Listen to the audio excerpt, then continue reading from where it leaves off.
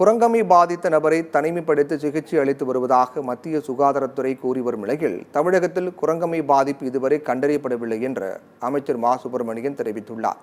சென்னை அரசு ஸ்டான்லி மருத்துவமனையில் சிகிச்சை பெறும் நோயாளிகளுக்கு தமிழக அரசு சார்பில் பல்வேறு நலத்திட்ட தேவைகள் மருத்துவ மற்றும் மக்கள் நல்வாழ்வுத்துறை அமைச்சர் மா சுப்பிரமணியன் தொடங்கி வைத்தார்.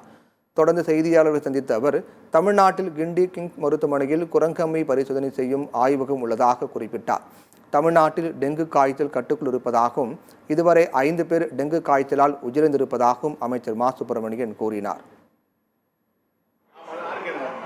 தமிழ்நாட்டில் இருக்கிற பன்னாட்டு விமான நிலையங்கள், குறிப்பாக சென்னை, கோவை, மதுரை, திருச்சி ஆகிய பன்னாட்டு விமான நிலையங்களில் இந்த குரங்கம்மைக்கான மாஸ் ஃபீவர் ஸ்கிரீனிங் சிஸ்டம்ஸ் பொருத்தப்பட்டு வெளிநாடுகளில் இருந்து வருபவர்களை கண்காணிக்கும் பணிகள் தொடர்ச்சியாக நடைபெற்றுக் கொண்டிருக்கிறது. இந்த 4 விமான நிலையங்களிலும் ஒரு ஐசோலேஷன் வார்டு ஒன்று, தனிமைப்படுத்தப்படுகிற இந்த அறை ஒன்றும் மருத்துவ அறை ஒன்றும் தயார் நிலையில் இருக்கிறது. இந்த எல்லா விமான நிலையங்களிலும் குரங்கம்மை பாதிப்புகள் எப்படி இருக்கும், அதை எப்படி இங்கே பார்த்து மருத்துவ